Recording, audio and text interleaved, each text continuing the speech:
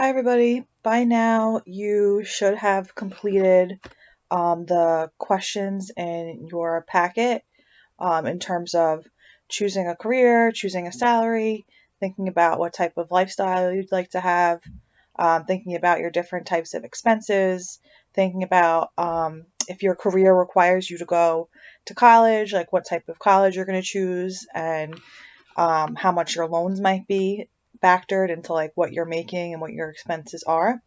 So today I'm going to show you part 2 and part 3 of this project.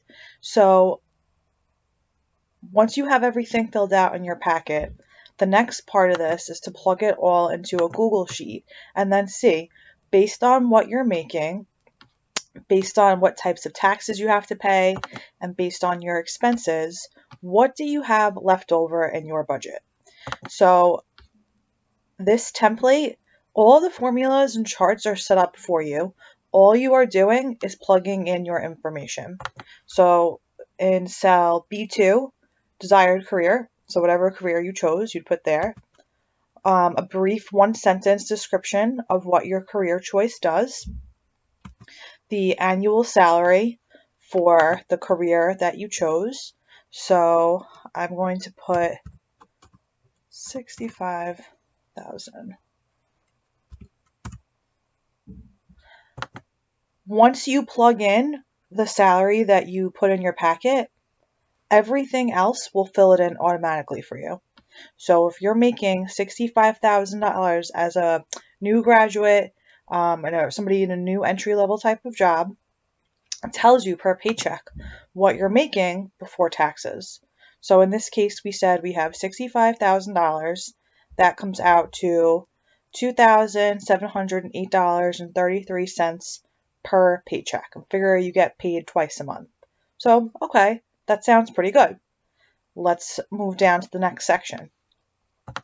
For your taxes, if you decided to live in New York, then all of these amounts that you pay for your tax will be the same. However, if you decided that you wanted to live in a different state, you might need to change the percentage for the state tax.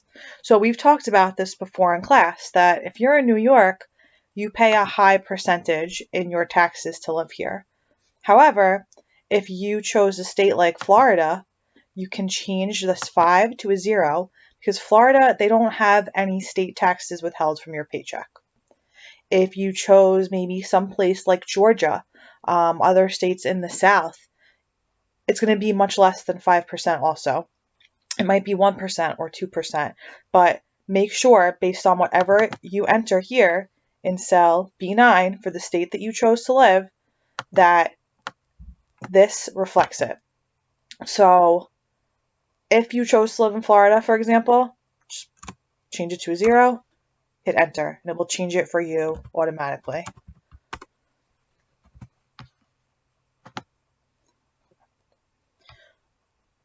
Once that part is done, the formula will tell you the total amount of taxes that are going to come out of your paycheck.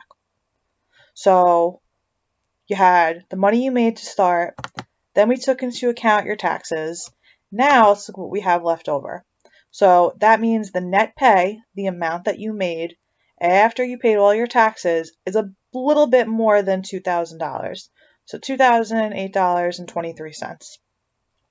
All of this is on the income tab of this sheet.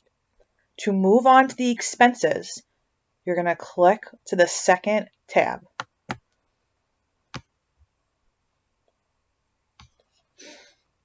This tab with the formula pulled over the information from your expenses. So this is telling you that after your taxes, you have a little bit over $4,000 per month to live.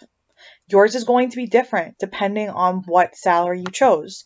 But if we go back to the income tab, remember, I said in my example, I'm going to make $65,000 a year. If you chose something, maybe you're going to make $45,000 a year. It changes all of your numbers and it will change it on your second tab for your expenses as well. All of these formulas tie together. Okay, they tie on the different tabs, they tie into the chart. So all you're doing is entering your data specific to you. On the expenses tab, I told you in the packet that you should have at least 10 different types of expenses. So remember, you should have a student loan payment, you should have rent, and you should have some type of transportation. So if you said you were going to live in the city, you don't have a car payment, but you should look into then how much it might cost you for a subway pass. So your transportation needs vary depending on where you live and what you're going to do. So let's just put as an example, phone bill. We all love our phones. So phone bill, let's say that this is going to cost $100 a month, and you can look this up to get some averages. You can ask your parents, you can ask around. For me personally, my plan I know is about $100 a month. Fixed or variable expense. So remember, a fixed expense is something that really does not change. Rent, something that you pay on the same day every month. It's the same amount. It does not change. It's a fixed expense. For me, with my phone plan, I have unlimited data, so it's fixed. It doesn't change. However, if you're on a plan where your data varies, that means that the amount you pay varies. For you, it might be variable. So it doesn't mean that it always has to be the same. But for me, in my situation, I'm going to put that this is a fixed expense.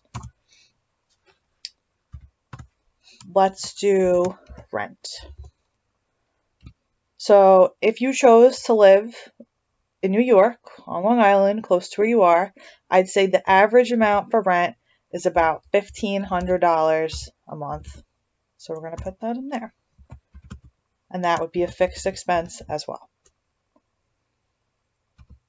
Now, all of these cost cells have the dollar sign already set up for you, and all of it will total down here at the bottom.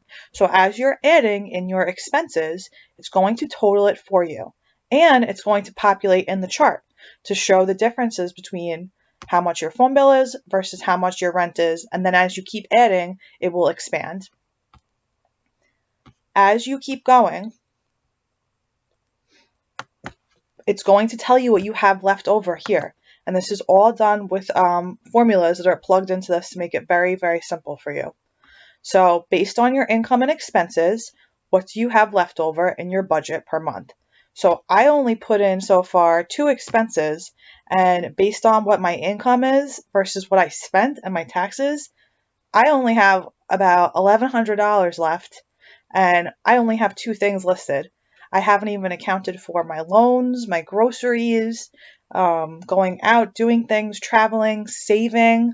So as you're adding things, this number will go down and down and down and down.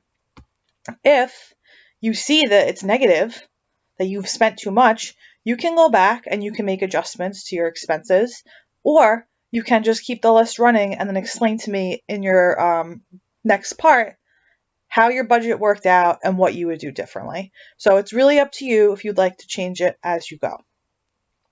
That is for the budget part in Google Sheets. After you're done with that, and that should not take you too long because everything is already set up for you, the next part to this will be to create, this might not work to show you. Okay, it's not working. The next part to this will be to create a Prezi. A Prezi is just another way of doing presentations. So we've used slides, we've used Canva, we've used PowerPoint. So Prezi is just another way to do that.